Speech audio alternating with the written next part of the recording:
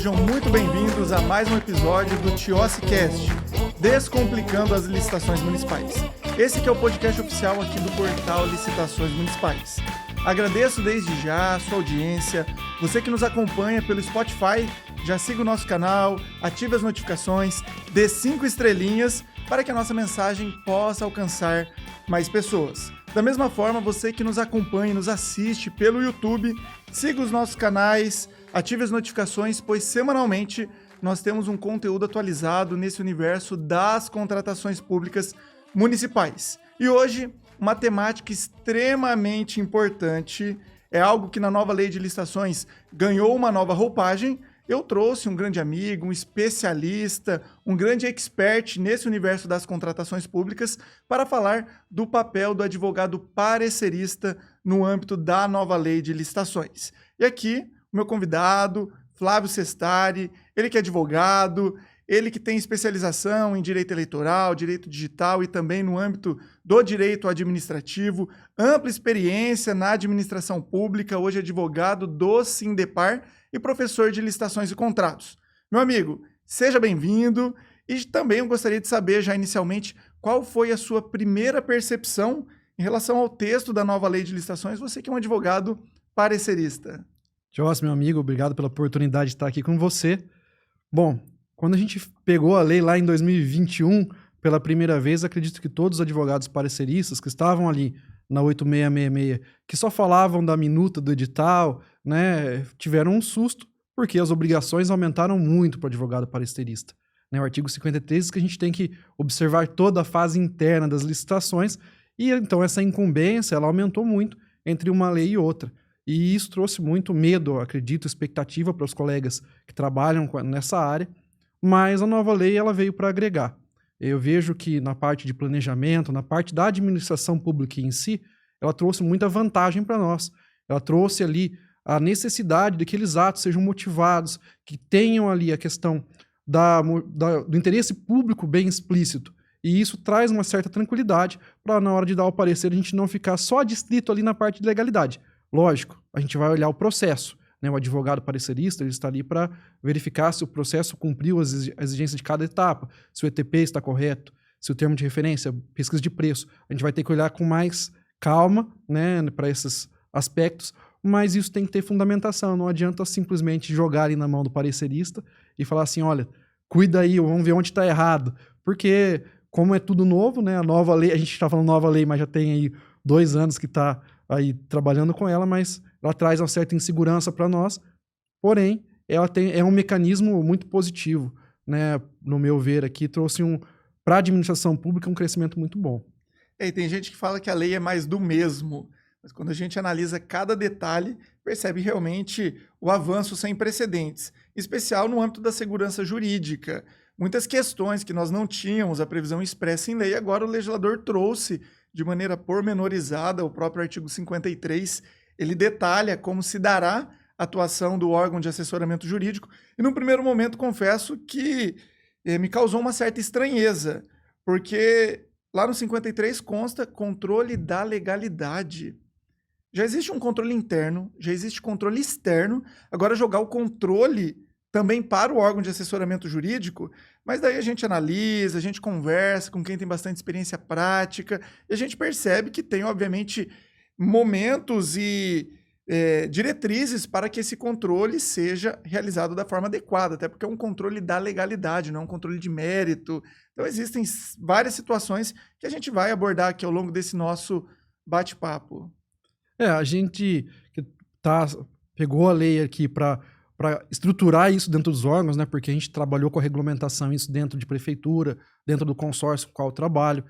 Para que a gente fez essa estruturação, a gente entendeu que às vezes a linguagem utilizada na lei não foi a mais precisa para quem trabalha com direito, mas que o espírito, né, ou o que ela queria trazer era esse controle mais do processo, e não aquele controle de legalidade estrito, para olhar com o objeto. Não, ele queria verificar se as etapas estão corretas e foram feitas de forma a contento, né? Não adianta ter pesquisa de preço, mas a pesquisa de preço não ser ampla. Então, a gente tem todos esses pormenores que a gente vai conversar aqui hoje. Não, legal. Obviamente, sem qualquer tipo de generalização, Mas quando a gente está em alguma consultoria, mentoria, capacitação, a gente sempre ouve, a culpa é do jurídico, o processo está parado no jurídico, nada pode, simplesmente fala um não e não traz um caminho, não traz uma alternativa. Até vem sendo amplamente debatido no âmbito dos grandes congressos de direito público, direito administrativo no Brasil, o direito do medo, né? A teoria do apagão das canetas, que dorme tranquilo o advogado parecerista que indefere, porque muitas vezes ele está mais preocupado com o seu próprio CPF do que efetivamente com aquela política pública que será implementada, talvez pelo excesso midiático, em razão, né, de alguns escândalos que aconteceram, mas a gente percebe que isso, de certa forma, gera uma paralisia, esse medo de responsabilização, e a gente percebe que nas estruturas de menor porte acaba recaindo nos ombros do assessor jurídico, do advogado, uma responsabilidade muito grande, como se a emissão do parecer, por si só, chancelasse a lisura do procedimento, como se a sua assinatura fosse suficiente para garantir a legalidade, sendo que o advogado ele é apenas mais um dos inúmeros agentes que devem analisar o processo. Eu sempre digo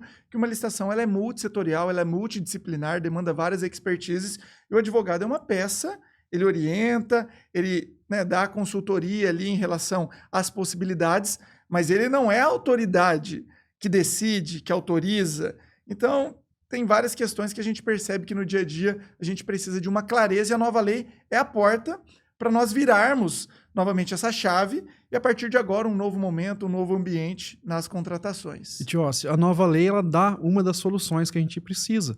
A nova lei diz que a gente tem que ter capacitação, né? E o jurídico também tem que se capacitar, porque tanto quanto o servidor que vai fazer o ETP ou o servidor que vai trabalhar com o grupamento das compras, que vai fazer ali o planejamento, todos eles estão no mesmo patamar que a gente. Começaram na nova lei de licitação quando nós começamos no jurídico.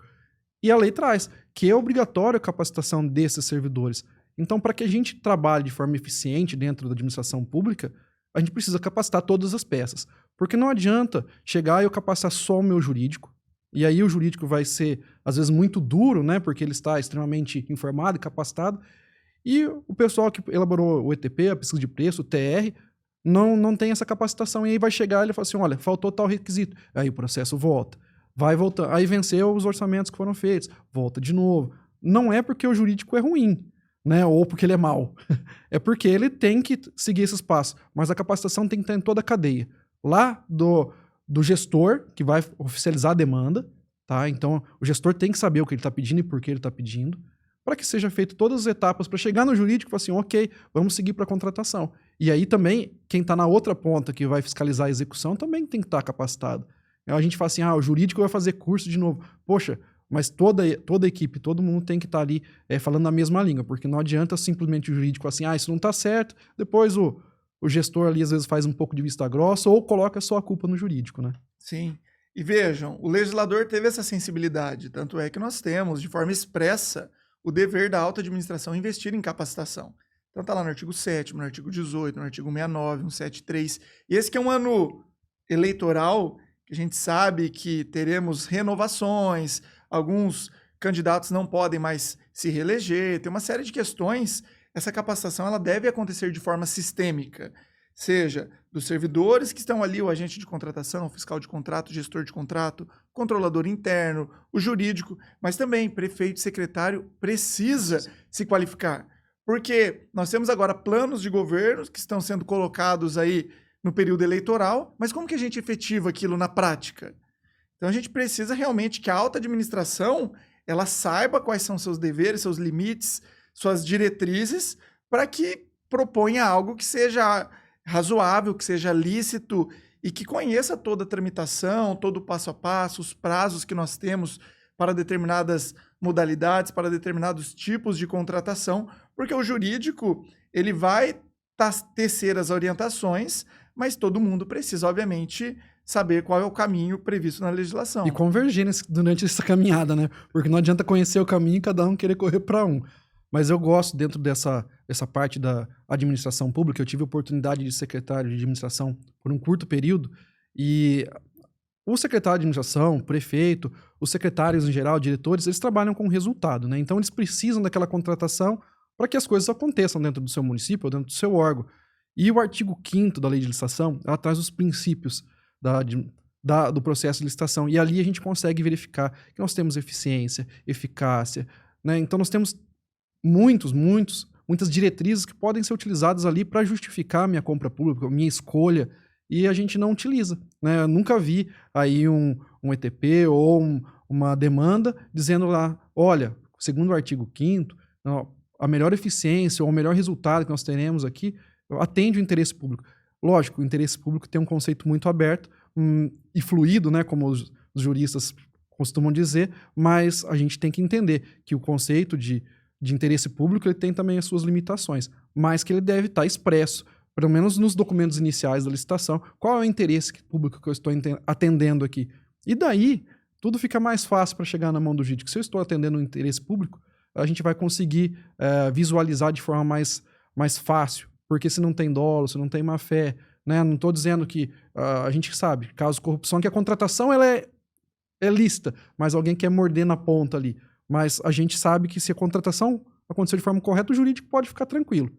Mas toda a cadeia tem que entender isso e começar a justificar seus atos, né? Perfeito. Dos 194 artigos que existem na lei, o artigo 5º é meu artigo favorito, porque ele traz a base, que são os princípios, e muitas vezes alguns servidores públicos trazem o princípio da legalidade como algo supremo, quando na verdade os princípios convergem entre si, não existe uma hierarquia entre eles, e o princípio da eficiência acaba sendo deixado de lado.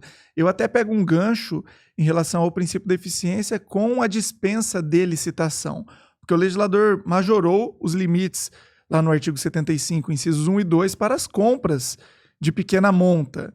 E muitas vezes eu percebo uma burocracia demasiada em determinadas instituições, onde o custo do processo acaba sendo superior ao próprio investimento do objeto que está sendo contratado. E eu estava conversando recentemente com o prefeito, ele confessou que ali no município dele, com 5 mil habitantes, eles estão fazendo dispensas eletrônicas para objetos de R$500, de R$2.500, com um parecer jurídico na dispensa de R$500, de R$2.500, e os processos estão a cada dia aumentando na mesa tanto do assessor jurídico quanto do pessoal da licitação, porque estão burocratizando procedimentos que, em tese, nós teríamos condições de simplificar. A gente pega ali o artigo 53, ele dispõe sobre o controle prévio da legalidade, mas o parágrafo 5º do 53 dispõe que, através de um regulamento, é possível dispensar da análise jurídica alguns processos, como o de baixo valor. E quando a gente vai lá no artigo 72, inciso 3, das dispensas, consta parecer jurídico se for o caso. Ou seja, ele não é obrigatório. Através de um regulamento, eu posso dispor em quais dispensas eu tenho parecer, qual eu não tenho. Tanto é que a AGU ela tem Instrução Normativa 1 de 2021, ela tem Orientação Normativa 69 de 2021, que dispõe sobre essa possibilidade de dispensar o parecer jurídico nas dispensas de pequeno valor. Você tocou num ponto bem interessante no começo da sua fala, que é a questão de utilização das dispensas, né? A União, ela utiliza mais de 50% de dispensas e inexigibilidades em relação às suas compras. Veja, em volume financeiro isso, né? Nós estamos falando de dispensa de pequeno valor, mas em volume financeiro, mais de 50% das compras da União, nós estamos falando de dispensa e inexigibilidade. Então não é exatamente uma regra fazer licitação, sendo que a gente olha para os órgãos em si e verifica essa quantidade de dispensa, mas não é errado. A lei prevê que a dispensa de licitação, prevê seus casos, e realmente, quanto custa a hora de um funcionário, de um procurador jurídico da União para ficar dando dispensa numa compra, não vou dizer banal, mas uma compra corriqueira, né? Quanto custa aquela hora de serviço? Então, aquele valor de 50 mil, ela não está ali à toa. A gente tem que olhar com todo esse cuidado, com esse carinho, e a gente buscar a eficiência na contratação via dispensa de licitação, para quê? Para buscar propostas mais vantajosas. Quando eu sei que aquela proposta, eu não vou ter mais vantagem naquilo, para que eu vou gastar dinheiro com um procedimento? Nós tínhamos a necessidade de publicação em jornal, que às vezes um recurso da União custava R$2.000 uma publicação em jornal, e a compra era de 5, 6 mil, gastava mais. A gente tem que tirar esse formalismo, tirar esse medo de excesso de formalismo e transformar, né, desburocratizar ou destravar as licitações municipais. Isso. A nova lei ela traz inúmeras diretrizes, Mas, ao mesmo tempo, ela dá essa liberdade através de um regulamento para que o gestor, diante da sua realidade, do seu material humano, da sua estrutura, diga qual caminho é mais adequado. Porque uma coisa é abrir uma licitação no âmbito da União, outra coisa em um âmbito de um município do interior, seja uma prefeitura ou seja uma câmara. Então, nós precisamos desse olhar atencioso. E aí que entra a necessidade de um jurídico bem preparado, justamente para dar os caminhos e as orientações dentro da lei, para que o gestor consiga colocar o seu plano de governo, efetivar as políticas públicas da melhor maneira possível. Porque eu vejo muito na prática alguns jurídicos que simplesmente falam, não pode, não está certo. Tá, mas aquela demanda existe, aquela necessidade precisa ser satisfeita. Então você, como advogado parecerista, né, qual que é a sua orientação, o que você consegue compartilhar, né, da atuação de um jurídico para realmente orientar o gestor na melhor tomada de decisão? Eu vou até fazer uma parada aqui, uma pausa, porque a gente tem que entender que o procurador, o advogado, ele é mais uma peça no processo de contratação pública. Ele não pode simplesmente ser um obstáculo. Todo servidor que está ali fazendo seu trabalho, ele tem que entender que ele faz parte da solução para o município, para o órgão. Ele tem que entender sua participação e, ao invés de achar desculpas ou a gente tem que achar soluções, né? Seja ela não mais ortodoxa possível. Eu estava ouvindo uma aula, vindo para cá, e determinado procurador chegou com uma situação muito inusitada. Um secretário falou assim, olha, morreu o chimpanzé. Não sei se você já ouviu essa história. Morreu um chimpanzé e só sobrou o outro chimpanzé, e chimpanzé não pode ficar sozinho. Tá? Chimpanzé não pode ter, preciso de outro chimpanzé para mandar lá para o nosso zoológico. E eu falei assim, mas onde eu vou comprar um chimpanzé? Ele falou assim, não, fique tranquilo, já trouxe a solução. O Beto Carreiro disse que vai ceder um dos chimpanzés em troca de 20 aves que a gente tinha ali, eu não lembro, 20 gansos. 10 de cabeça branca, 10 de cabeça... Olha só. E aí ele ficou assim, como eu vou instrumentalizar isso? Né? Porque a alienação de bem público, como eu vou trocar, fazer uma permuta, eu teria que fazer sobre outra modalidade, eu tenho que fazer esse leilão. Quem vai levar menos gansos, né? Ou fazer um leilão para um chimpanzé por menos gansos. E, no final das contas, ele deu o parecer, ocorreu, o Beto Carreiro levou o chimpanzé e levou os gansos em troca. E aí o controle interno depois foi assim, poxa, mas aqui você não fez a devida mensuração dos valores, quanto custa um ganso e quanto custa um chimpanzé. Assim, isso é um caso concreto. A gente não tem que ficar pensando que a lei vai prever tudo o que acontece no município ou no órgão público. A gente tem que levar isso como diretrizes. E isso eu gosto de utilizar nos meus pareceres, quando necessário, muito a LINDB, né? A Lei de Introdução às Normas do Direito Brasileiro, ela traz não vou dizer uma saída, mas ela traz ali que todas as decisões, ela deve ser fundamentada em cima do caso real, do caso concreto. E aí é onde a gente vai adaptar, se seria talvez a melhor palavra, a nova lei de licitação ao caso concreto. Olha, não preciso aqui, vou justificar. A partir de compra de R$10 mil no meu órgão aqui, a gente não dá mais parecer. Por quê? Porque é mais custoso. Porque a gente deixa de ter eficiência na compra pública. Então, por que a gente não pode fazer isso? E é engraçado quando a gente traz esse tipo de possibilidade em algumas capacitações. Alguns alunos, servidores públicos, eles ficam perplexos. Mas como assim não vai ter parecer jurídico? Qual vai ser a minha segurança em relação àquela contratação? Novamente, como se um parecer garantisse por si só a lisura de todo o procedimento. Não, o jurídico não é responsável pelo preço. Diante de um eventual sobrepreço, quem responde é o servidor que fez a pesquisa de preços. A própria LINDB dispõe a respeito disso no artigo 28 sobre individualização de conduta. Se tem um direcionamento, o jurídico não tem também qualquer tipo de responsabilidade. Poder público licita de alfinete a turbina de avião. O jurídico vai ficar analisando o descritivo, o detalhamento. Isso é do setor requisitante, de quem fez o termo de referência. Se eventualmente está direcionado para uma marca, a pergunta é, quem fez esse detalhamento? Existe justificativa para ter uma restrição ao caráter competitivo? Qual que é a interferência do jurídico em relação a isso? Ao meu ver, nenhuma. Então, esse tipo de informação é extremamente relevante porque tira esse medo de responsabilização. Exato. Né? Meu CPF que vai pagar por esse parecer? Não, se a gente olhar com atenção, a gente vai ver que a lei não está ali para onerar o jurídico, né?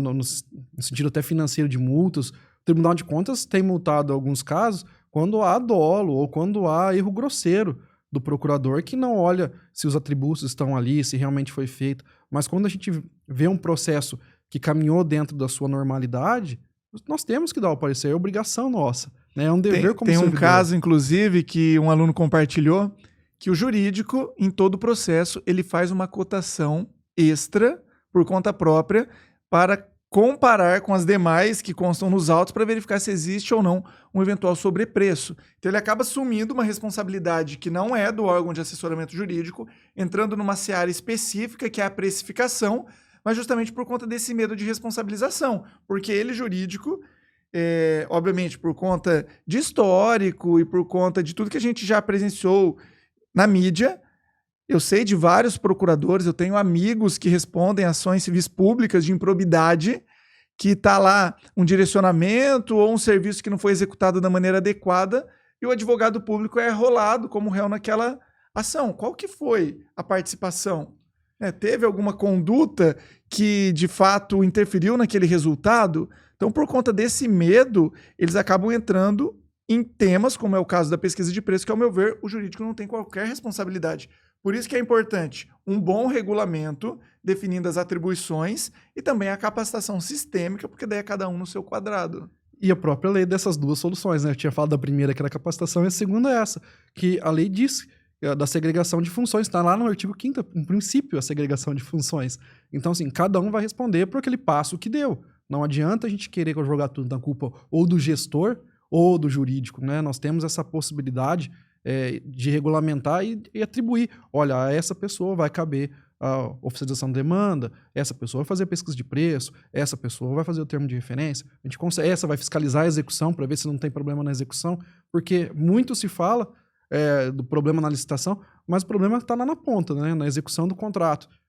Aí a gente fica assim, poxa, a gente cuida do processo para acontecer problema na execução e já está fora do controle de quem passou, do agente de contratação, do controle, do jurídico, e tá lá na ponta e vai rolar o advogado lá no processo de improbidade administrativa. Infelizmente acontece.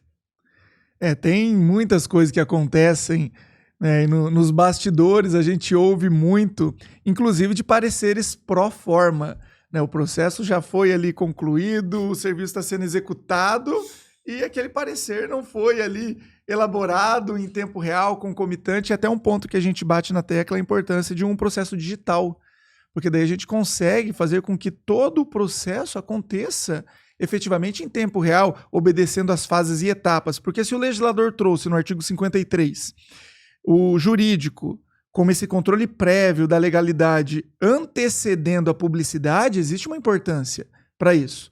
Então não é simplesmente um aspecto formal tem que ter um parecer.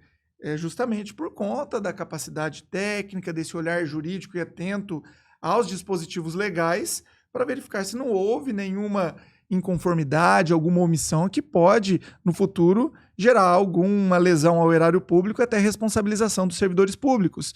Então, o processo precisa tramitar pelo jurídico, vamos definir em regulamento quantos dias o jurídico terá para emitir aquele parecer. Porque é tudo para ontem. O jurídico está ali emitindo um parecer, falta 5 minutinhos para encerrar o expediente, batem na porta, para tudo que está fazendo, tem esse parecer que é para ontem. Daí o jurídico passa do horário, está emitindo parecer, batem ali de novo, agora surgiu um da semana passada. Então é sempre apagando incêndio, é tudo para ontem, quando na verdade tem que ter tempo, tem que ter zelo, tem que ter atenção. E é aí que entra novamente na temática que a gente comentou sobre a possibilidade de dispensar pareceres jurídicos em determinados processos. Porque muitas vezes existe um volume de processos desnecessários, como um de dispensa de pequeno valor, e aquele processo que demandaria uma análise criteriosa acaba ficando ali. Depois vai ser feito de qualquer jeito, né? Perdido na pilha. Mas a nova lei de licitação, ela traz uma coisa maravilhosa que chama-se organização, né? O salto que eu vejo da 8666 para a 14133 é simplesmente que ela burocratizou em alguns pontos, sim, mas que ela traz planejamento para o órgão público. Então, nós não falávamos de plano de contratação anual. Agora, nós vamos falar de plano de contratação anual. Nós não falávamos de um estudo técnico preliminar. Agora, nós vamos falar. Isso aqui é organização, né? Planejamento. Para não acontecer essa coisa. Se a gente está planejando a compra, mesmo que ela vai ser uma dispensa de pequeno valor lá na frente, se ela está planejada com um ano de antecedência, a gente tem tempo para desenvolver tudo isso e chegar na mão do procurador com tempo. E um bom plano de contratação anual, ele não vai só elencar as contratações, ele vai dizer quando elas vão ocorrer e ela vai distribuir essas contratações, né, dentro do ano calendário. Para quê? Para que não fique soberbado para nenhuma parte. Nós vamos fazer todas as contratações de determinado departamento em tal mês. Não, peraí, vamos distribuir essa demanda no ano. E o plano de contratação anual, ele, embora não obrigatório, ele é um guia e a administração pública tem que utilizar disso. O planejamento é um coração da 14133, ao meu ver. Mas os entes públicos continuam lá enxugando gelo, apagando incêndio, ou seja, qual a forma que queiram falar por aí, porque não se organizam. Né? E não culpa, às vezes, do procurador em si, mas de toda a estrutura da administração pública.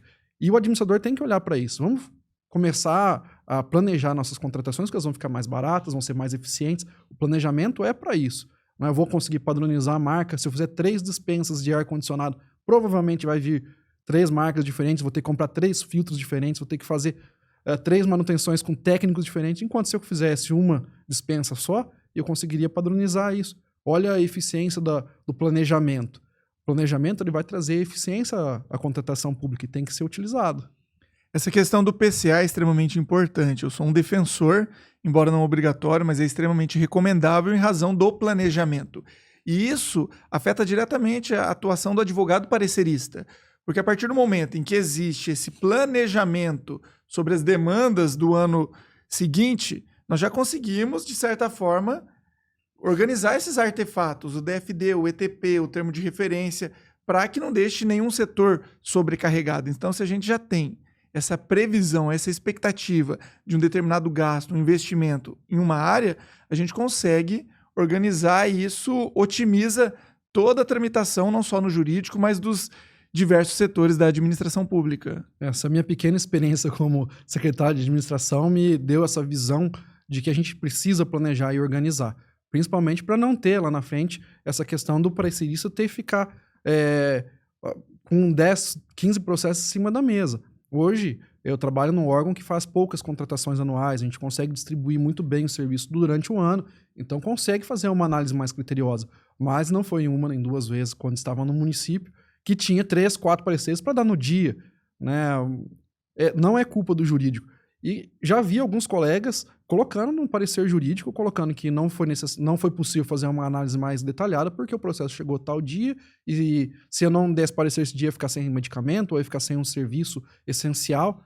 Até quando isso tem validade? Né? Olha, eu peguei protocolei aqui, tá vendo? 16h55 da terça-feira, se eu não der o parecer hoje, amanhã não tem médico para trabalhar no posto de saúde. Posso fazer vista grossa e dar um parecer qualquer ali? Bom, eu acho que não, porque esse não é nosso dever.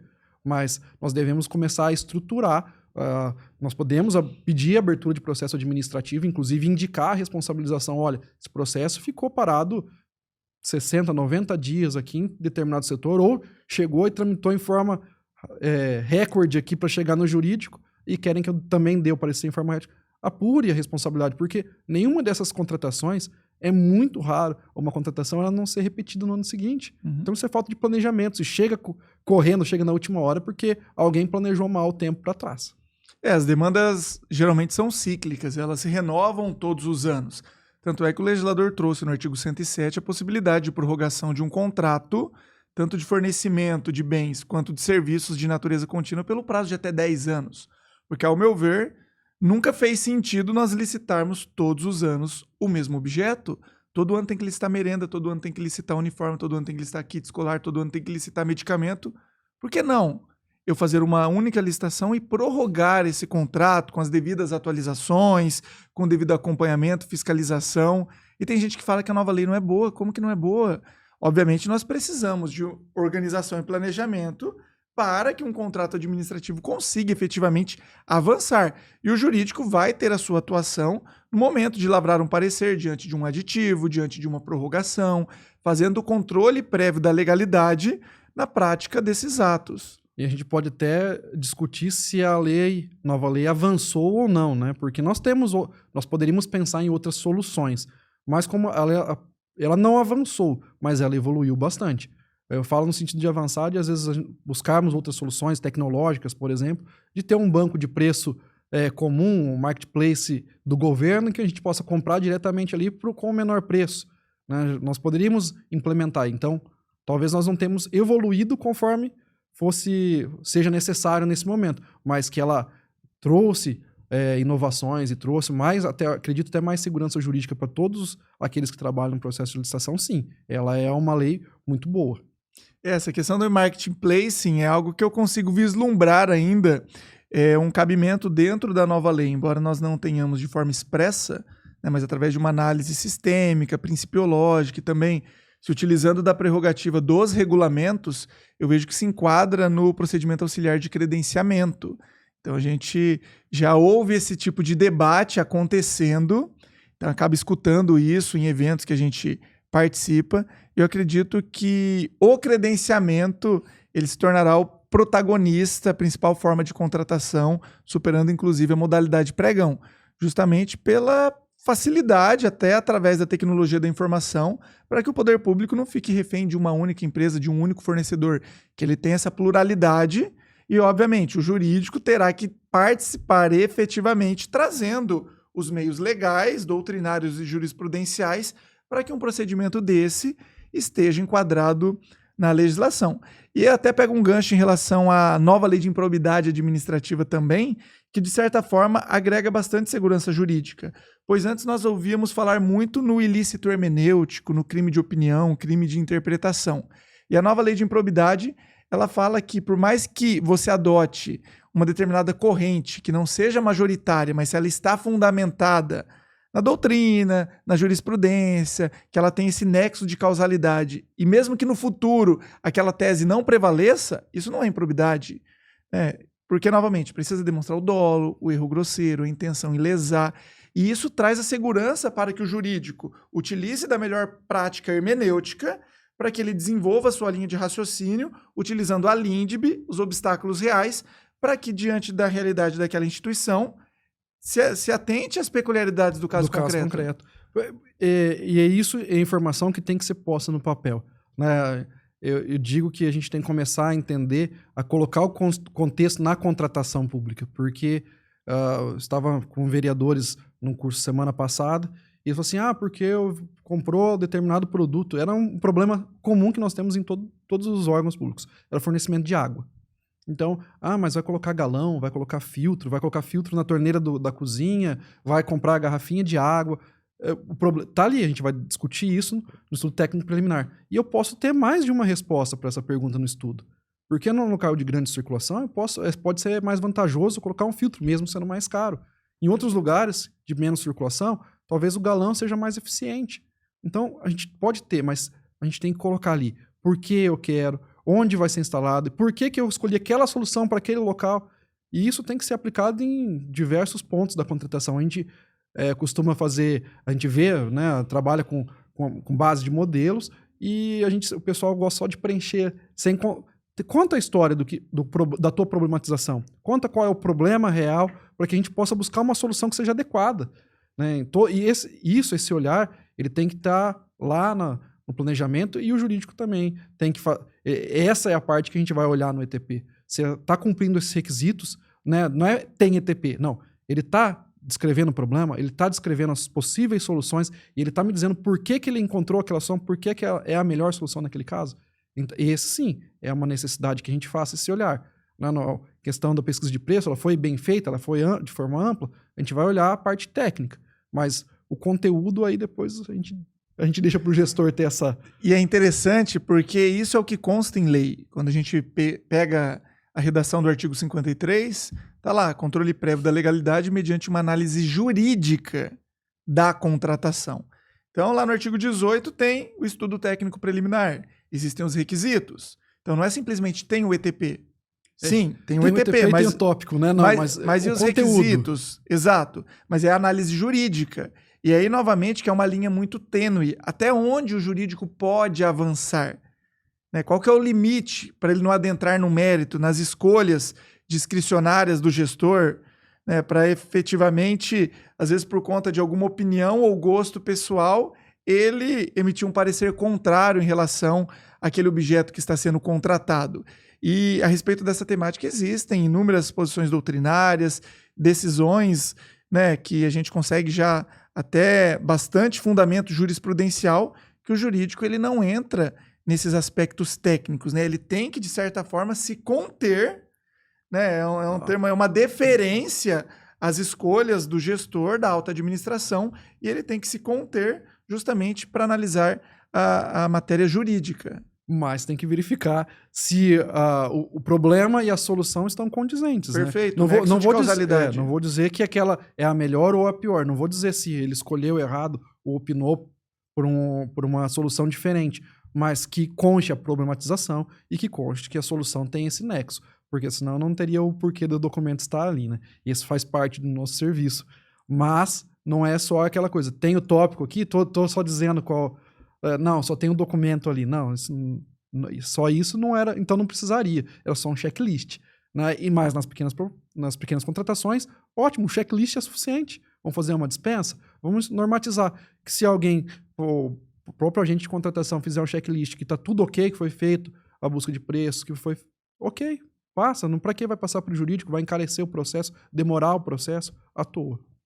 O jurídico é um órgão de assessoramento que a qualquer momento, em qualquer etapa, ele pode ser chamado, né, na etapa preparatória, na parte de fiscalização e gestão. Se a gente faz uma busca na nova lei, o jurídico surge em vários pontos. Por isso que é importante nós termos essa análise sistêmica e não isolada do artigo 53. Então, uma dispensa de pequeno valor, por exemplo, dispensa a análise jurídica, mas existindo dúvida, é dever do agente de contratação ou da autoridade máxima convocar o jurídico, encaminhar, porque o jurídico é um órgão de assessoramento, né, um órgão orientativo. E aí que eu faço uma pergunta, queria saber a sua opinião, em relação ao conteúdo do parecer, se ele vincula o gestor, se ele é opinativo, como que você enxerga, porque é um tema controverso, né? E qual que é a sua percepção? Quando eu vejo que ele não é vinculante, tá? Mas que quando o gestor, quando o parecer ele entra em alguma seara e o gestor cita que escolheu aquilo ou que foi por aquele caminho por orientação do jurídico, sim, aí nós teríamos a responsabilização também pelo parecer, tá? Eu vejo que quando a gente faz essa vinculação, quando a minha opinião como parecerista, ela excede simplesmente a parte procedimental e aí alguém vincula a escolha ao que o parecerista disse, o que o jurídico disse, sim, tem que ter responsabilidade.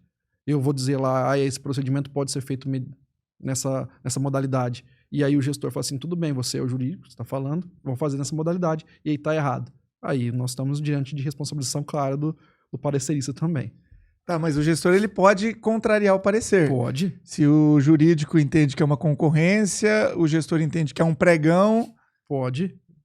Justifique, né? A própria linha diz que todos os atos têm que ser modificados, artigo 20. Então, justifique. Por que eu estou contrariando o meu jurídico? Né? Eu tenho essa prerrogativa. O Ministério Público faz recomendação para o Executivo todo dia. Se eu não vou acatar, por que eu não vou acatar? Né? Eu não vou acatar por causa disso, caso concreto, ou porque eu tenho... Às vezes você tem mais de um advogado no órgão e tem pareceres divergentes. Às vezes aquele que deu o parecer naquele dia não era favorável, mas o prefeito foi lá assim, olha, e tua opinião? Minha opinião é essa. Então eu vou colocar no meu parecer aqui para contrariar o parecer jurídico e manter a contratação nessa modalidade ou desse objeto dessa forma. Não, perfeito. Porque eu ouço muito nos treinamentos, mas o meu jurídico não autoriza. Né, obviamente, com devido respeito. Mas, de fato, o jurídico não autoriza absolutamente nada. Quem autoriza é a autoridade competente. Eu também defendo que o parecer ele é opinativo. Ou melhor, ele é orientativo. Né, ele não vincula. O gestor pode contrariar, porque ele é autoridade, com os devidos fundamentos. Se o gestor entende que cabe uma contratação direta, onde o advogado parecerista entendeu que cabia uma modalidade convencional... São dois caminhos legítimos, defensáveis, e, obviamente, caso a opinião, a orientação do jurídico esteja ali conflitando com a vontade do gestor, tudo isso nós vamos ter que analisar o caso concreto. E aí que eu fiz aquela ponderação em relação à nova lei de improbidade administrativa, porque não é o simples fato de contrariar um parecer jurídico que a escolha foi arbitrária, foi ilegal, ou terá alguma consequência nefasta para a administração. Longe disso, né? A gente precisa verificar se as teses elas possuem fundamento legal e o principal nexo de causalidade, considerando a realidade de cada instituição. Aí nós voltamos lá no começo da conversa. Nós temos que ser instrumentos de solução. Exato. Não, o jurídico ou qualquer peça que esteja dentro do processo de contratação pública, ele é peça de solução, ele não é peça de problema. Ele tem que trabalhar buscando o interesse público. Então, se o interesse público está bem fundamentado, a gente tem que trabalhar para que ele ocorra, porque muitas vezes o caso concreto não vai se amoldar a todas as situações previstas na nova lei de licitação.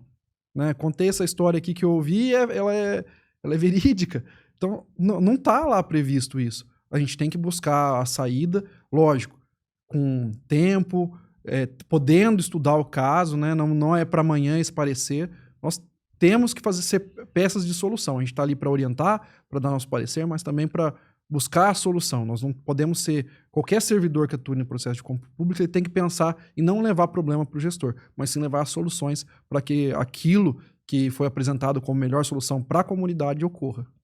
Eu gosto muito dessa visão, porque na nova lei nós temos essa oportunidade, né? E o jurídico, assim como qualquer outro servidor, está ali para servir a população, servir a administração, encontrando soluções alternativas, não simplesmente sendo um fator impeditivo, sendo, né, um setor ou um agente que vai travar o processo.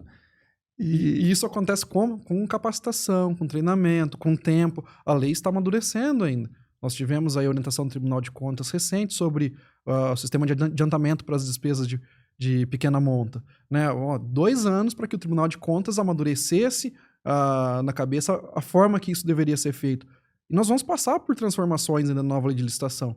Agora, isso necessita estudo, capacitação e necessita o dia a dia. Não vai, simplesmente não chegaram com a nova lei e falaram assim, é assim e agora vocês se viram desse jeito. A gente vai adaptar essa lei, ela vai ter transformações, a gente vai acabar vendo como a 8666 mudou durante esses 30 anos que nós tivemos que conviver com ela. Assim como já estão acontecendo várias atualizações no âmbito da nova lei, porque por mais que ela tenha pouco mais de 3 anos, a gente percebe que só a prática vem revelando agora quais são os melhores caminhos, qual é a melhor alternativa. Então não tem nada de errado o gestor revogar o seu regulamento, atualizar o seu regulamento, corrigir a rota com auxílio do jurídico, do controle interno, porque muita gente ainda está com a cabeça lá na 8666. Por isso que eu digo, é um novo momento, é um novo tempo, vamos deixar a 8666 descansar, vamos aproveitar a oportunidade da 14133, ela é a base, é a partir dela que a gente avança, e tem gente usando a 14133 como limite, como teto. Ela ainda vai produzir muitos frutos, mas para isso é tempo, é degrau por degrau, é uma boa base, é um bom pilar. E como que a gente consegue? Com capacitação, com diálogo, tem que acabar a queda de braço, onde existe, em muitos lugares, jurídico e licitação. Não, temos que trabalhar de forma conjunta, a divergência faz parte. Na democracia, não é o consenso, é o dissenso, mas com respeito, sabendo que naquele caso concreto tem um caminho, no outro caso concreto é um caminho muitas vezes oposto, e está tudo bem, não existe uma fórmula pronta. E aí que você tocou num ponto de checklist, de modelo, tudo isso é relevante. Parecer referencial, mas tem que ser adaptado em cada caso concreto. Claro, foi discutir a realidade da União ou do qualquer estado em relação ao município de 5 mil habitantes. Não adianta pegar o regulamento pronto, não vai ficar bom. Ele pode se amoldar e até em algumas situações sim, mas se a equipe não sentar para discutir e criar uma regulamentação própria, com uma modalidade própria, com mentalidade própria do que acontece com a realidade do município, não adianta pegar o regulamento da União, trazer e falar está regulamentado. Porque, na verdade, fez só para inglês ver, como dizem. A gente tem que trazer para a realidade, aproximar o que a lei permite que a gente faça sob pena de ser ineficiente. Se a gente começar a aplicar regulamentos, só os regulamentos da União dentro do município, a gente não vai ter eficiência nas contratações, pode ter certeza. Perfeito. E tem 2 pontos que, inclusive, já foi pauta de publicações nas redes sociais, por conta das inúmeras dúvidas que surgem. Um deles é em relação ao recurso administrativo. Tradicionalmente, a gente percebe que quando tem algum problema durante o certame, as empresas manifestam, tem razões, contra-razões, isso cai lá na procuradoria. Mas se a gente olha o texto de lei, não existe que essa é uma responsabilidade do órgão de assessoramento jurídico? Porque aquilo que está sendo questionado se deu em razão dos atos praticados pelo agente de contratação, pelo pregoeiro, pela comissão de contratação. Tanto é que a lei dispõe que o recurso será dirigido à autoridade que praticou o ato, que deu a decisão, que pode retificar ela, né, ou ratificar com o devido parecer. Então é um ponto que a lei ela não traz a participação do jurídico na resposta, mas o jurídico, diante da dúvida, ele pode ser, mais uma vez, convocado para emitir a opinião em relação a um fato controverso. Mas isso tem que ficar muito claro. Quem responde recurso é o pregoeiro, é a autoridade que proferiu a decisão. E, obviamente, se mantiver a decisão do certame, sobe para a autoridade competente. E é nesse ponto que a lei fala, autoridade competente, diante da dúvida, chama o jurídico. Mas, na prática, você sabe que o jurídico acaba sendo bastante convocado sobre os recursos. Né? Exato. Mas eu não vejo isso como um problema. Eu vejo que é fazer parte da cadeia de solução. Porque não é melhor a gente assessorar, seja indiretamente, sentar ali com a agente de contratação, com o pregoeiro, ou com a autoridade e dizer assim, olha, não foi feito da forma correta, ou foi feito, podemos sustentar isso, do que a gente esperar que isso seja motivo de atraso depois na contratação, um cancelamento de um pregão por causa do que o Tribunal de Contas determinou, uma suspensão judicial do processo. Não é mais fácil a gente consultar o jurídico previamente? Eu sei que os colegas devem olhar e falar assim, poxa vida, Flávio, a gente já tem pouco problema e você vai trazer mais um. Mas se você olhar na cadeia, né, de situações, é muito pior que a gente deixe o problema postergar e aí temos que responder perante o Tribunal de Contas e aí vai cair no jurídico, tem uma ação judicial, vai cair no jurídico, do que a gente assessorar passo a passo. Lógico, também aconselho, quando qualquer um dos responsáveis por alguma parte da licitação tem dúvida, que encaminhe também por escrito para o jurídico, para que a gente tenha, olha, justificado de onde veio aquela ideia, ou onde veio aquela saída, dentro do que o advogado pode ou não responder, lógico. Realmente, é um órgão de assessoramento. Esse diálogo, ele tem que ser realmente bem próximo, né? O jurídico atento às situações que acontecem ali. O que a gente não pode admitir é simplesmente ter o recurso e ele é delegado para o jurídico como se aquilo fosse uma atribuição. Então, por isso que o agente deve ter a capacitação adequada para que, diante de eventuais questionamentos, ele saiba o porquê de determinada decisão, se o caminho A ou B é legítimo ou não. Não é deixar para o jurídico fazer e depois só o agente de contratação, o pregoeiro, assinar, né? É participar, às vezes, do diálogo, da discussão, para até auxiliar, porque nós temos o trato com a lei, talvez, mais no dia a dia, e o agente de contratação, não. Ele está ali preocupado com outras coisas, e a gente possa assessorar esse caminho, né? Ajudar a formatar um documento, que a gente tem uma visão um pouco diferente, mas se o pregoeiro, a agente de contratação estiver capacitado e tiver isso de forma contínua, ele vai conseguir. Talvez a gente vai ajudar 1, 2, 3, 4 vezes, e na 5ª vez o cara já consegue fazer sozinho. Perfeito. E isso vem ao encontro da segunda pergunta, segunda reflexão, que é a ausência também de previsão legal sobre o parecer jurídico final, antes da homologação do certame. Era uma prática muito comum em vários órgãos no âmbito da 8666 e da 10520, sendo que nunca houve previsão expressa em lei. Se a gente olha lá o artigo 38, era só em relação à minuta do edital e minuta do contrato. Não falava nada de um parecer abordando toda a etapa preparatória, tampouco a etapa de julgamento. E na nova lei, se a gente pega o artigo 71, consta que depois do encerramento do certame e esgotados os recursos, vai para a autoridade para fins de homologação, para revogação ou, eventualmente, uma anulação. E a gente percebe que muitos ainda insistem com aquele parecer jurídico final que é meramente pro forma. Então, é mais um obstáculo que acaba sendo inserido dentro de um processo que muitos estão com a cabeça na 8666 sem qualquer previsão legal. Então, novamente, a importância de um diálogo, de um fluxo, de uma cadeia, um mapeamento do processo, dos procedimentos diante de cada instituição, para que a gente torne o processo eficiente, eficaz, leve, dinâmico, com segurança jurídica. Mas é um medo do gestor, ele acaba pedindo, regulamenta aí, coloca mais uma vez para o jurídico. Se precisasse, acho que cada etapa ia ter um parecer próprio do jurídico, né? Se você deixar para a prefeitura, às vezes o gestor não tem tanto conhecimento do processo de licitação, tudo se socorre do jurídico, mas isso é saudável de certa forma. Não está expresso na lei, não vejo problema aqueles órgãos que fazem, vamos dizer, é mais uma pessoa olhando pelo processo. E, lógico, o que não pode dizer é que aquele parecer tem... se ele tem vinculação ao processo decisório ali dentro. Mas se for mais uma linha de defesa, né, mais uma segurança para a gente, eu não vejo problema, desde que isso não traga ônus ao ente público, se não traga ônus ao processo, demore o processo, porque seria uma análise meramente de uma parte procedimental muito pequena para necessitar de um outro parecer. Se tudo que está para trás, antes da publicação, ocorreu de forma correta, não vejo necessidade do jurídico intervir mais uma vez no procedimento, que já deveria estar na mão do agente de contratação, que é capacitado para conduzir o processo até o seu final. Ainda mais quando não tem um recurso administrativo. E a nova lei ela fala das linhas de defesa, que o órgão de assessoramento jurídico também faz parte dessas linhas. O que a gente não pode é tornar o processo pesado, moroso, burocrático por conta do medo.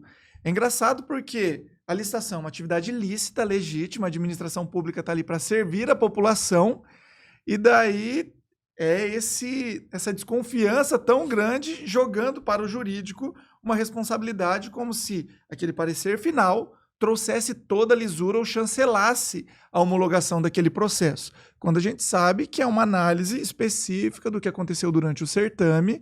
É por isso que eu gosto muito desse contato e acompanhamento próximo, de diálogo, para que realmente estejam sintonizados para que o processo tenha um fluxo mais célere. Leve e célere. E isso traz eficiência, economia de dinheiro público, está tudo lá no artigo 5º da nova lei de licitação, que daqui a pouco já vai deixar de ser nova. Perfeito. Flávio, se você tivesse condições de alterar algo no texto da 14133, o que você teria feito diferente? O que você entende que faltou? O que você mudaria nela? Nós temos... A vivência traz a gente um outro olhar em relação à questão da clareza da lei. Então, eu acho que a redação dela em si... Quando nós estamos trabalhando, a gente vai conseguindo entender o porquê que aquilo está ali. Mas ela precisava de uma redação um pouco mais clara para os agentes que não são do jurídico. Né? Quando chega, às vezes, no pregoeiro, chega em... quem vai fazer o ETP?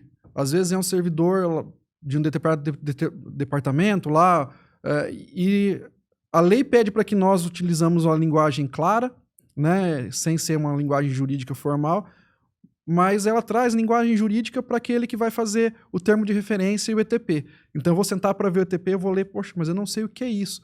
Então eu trazer uma linguagem mais clara, mais leve, até para tirar esse medo da nova lei. Eu acho que uma coisa que eu mudaria, não a essência dela, mas a redação que traz essa insegurança, essa redação que traz medo para aqueles que operam na cadeia da licitação tenham medo porque não sabem o que aquilo significa dentro da lei. A lei pede para que nós, juristas, utilizarmos linguagem simples no nosso parecer, mas a própria lei não tem linguagem simples. Perfeito, gostei, porque isso de certa forma conflita.